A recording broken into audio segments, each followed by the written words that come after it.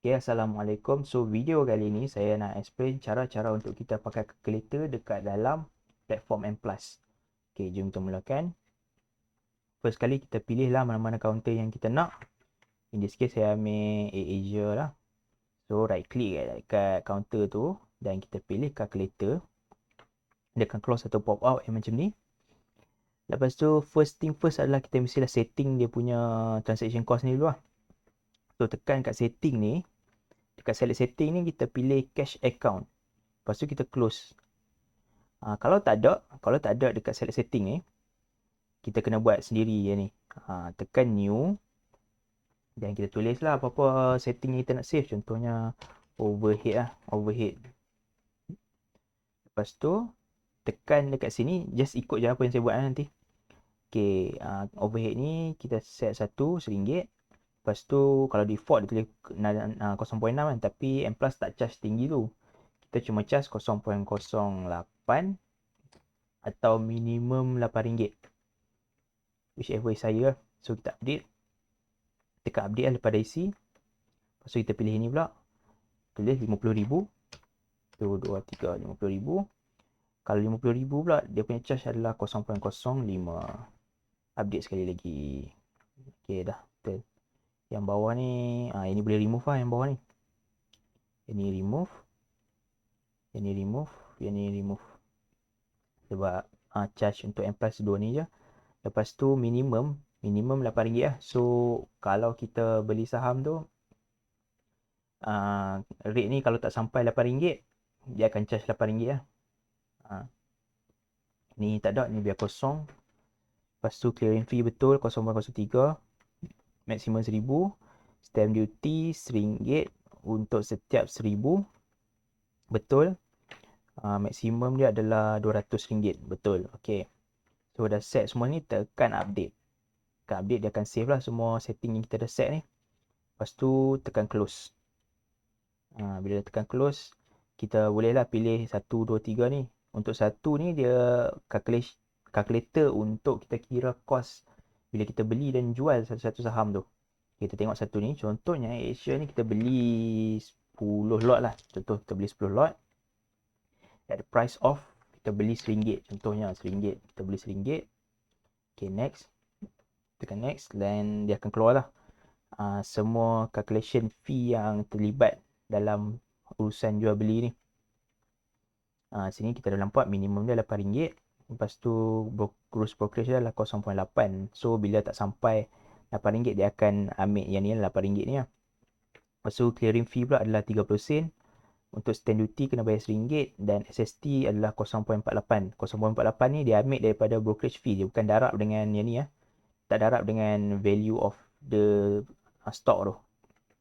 So tambah-tambah semua dapatlah cost kita adalah RM9.78.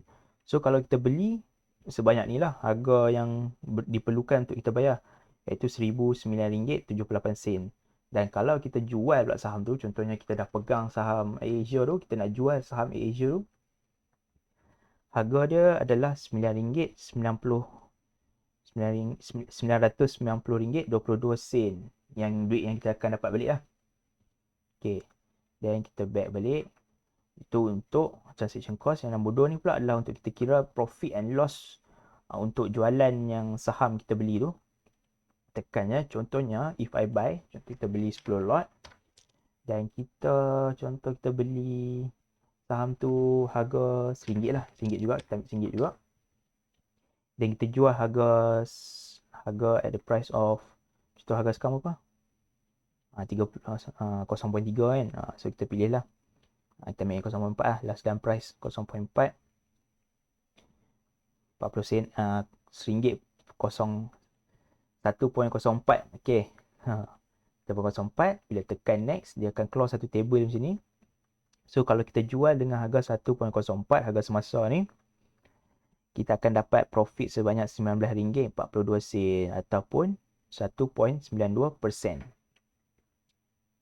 Kat table ni kita juga boleh tengok dia dah buat siap-siap dah. Kalau kita jual dengan harga lagi tinggi, lagi banyak lah untung kita dapat.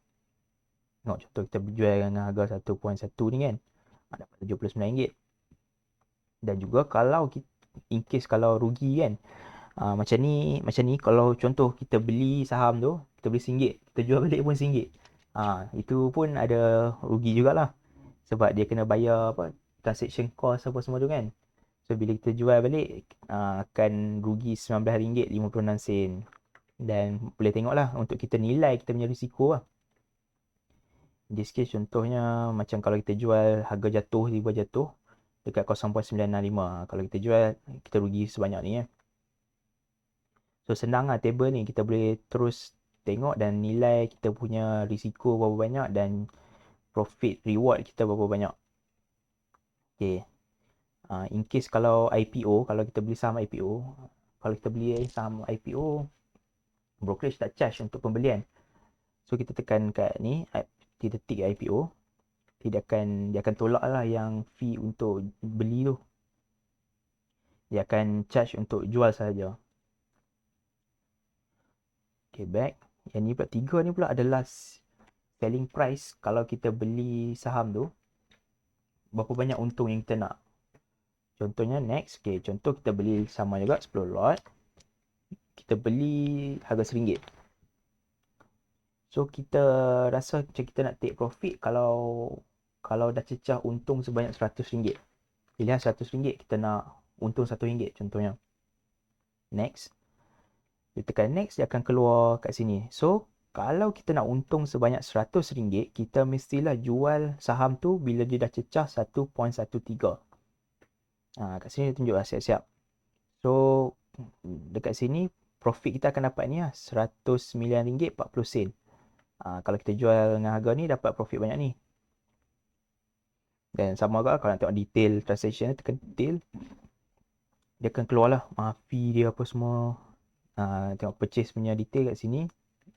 Kalau sales punya detail, tekan kat sini, dia akan tulis detail sama macam yang first tadi. So actually paling function sekali dua ni lah selalu orang pakai. Sebab dia dah, yang ni macam basic kan. So dua ni lah selalu orang pakai. So memang kalau nak tengok risiko, pakai calculator ni senang. Okay. Itu je. Terima kasih.